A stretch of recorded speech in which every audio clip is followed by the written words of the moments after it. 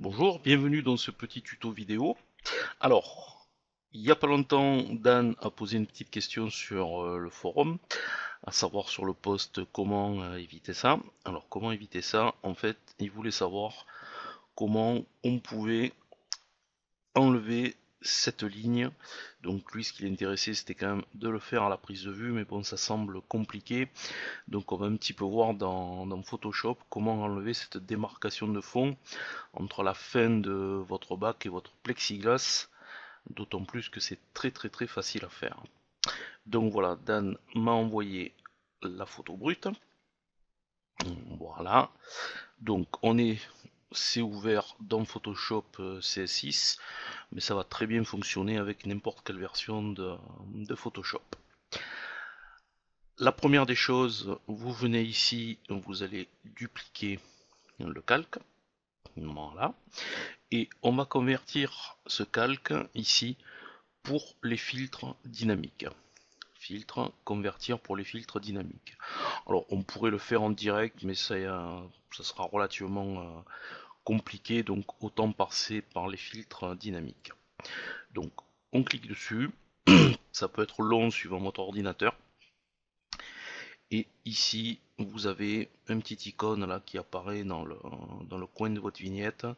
Ça veut dire que c'est optimisé pour les filtres dynamiques. Vous revenez à filtre, on va prendre filtre atténuation, un flou gaussien. Le voilà. Voilà l'image quasiment d'origine. Et vous allez rechercher une valeur approximative dans le flou gaussien, pardon, de manière à faire disparaître la ligne du fond. Vous ne vous préoccupez pas de l'avant-plan de l'image. Vous regardez au niveau de la démarcation et vous cherchez une valeur. Voilà, il ne faut pas avoir peur à bien monter dans les valeurs. Vous cherchez une valeur qui permette de faire disparaître la démarcation derrière. Et on valide. Voilà, donc ici vous avez le filtre dynamique et là le filtre flou gaussien.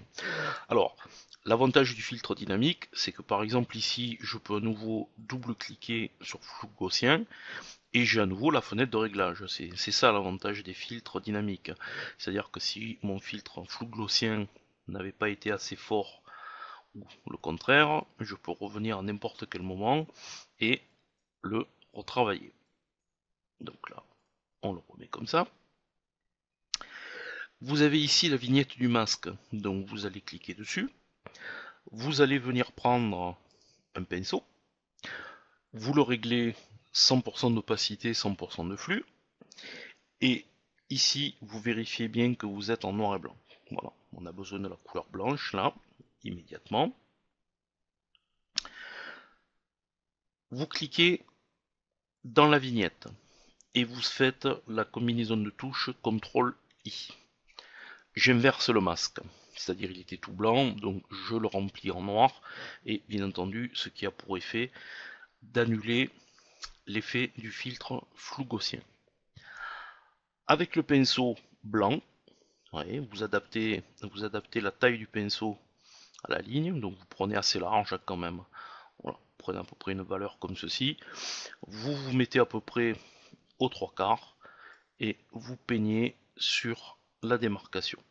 Voilà, proprement, sans dépasser. Vous pouvez monter un petit peu plus haut dans le filtre. Voilà, vous remplissez toute la zone.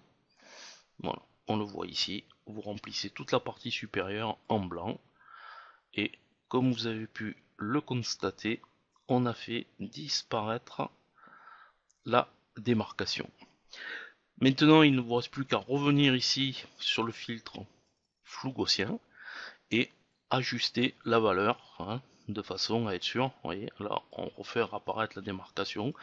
Donc, vous cherchez une bonne valeur hein, où vous ne voyez plus la démarcation. Vous pouvez bien entendu zoomer, voilà, mettre ça un petit peu plus grand, revenir sur flou gaussien et voilà, et rechercher la valeur. Là, vous voyez, là par exemple à 89, 90 pixels, on recommence à le voir, donc on n'hésite pas, on augmente de manière à la faire disparaître. Voilà. Et vous avez effacé la démarcation du fond en faisant un raccord parfait. Voilà, ce sera tout pour ce petit tutoriel qui j'espère vous aura bien aidé. Merci de me suivre.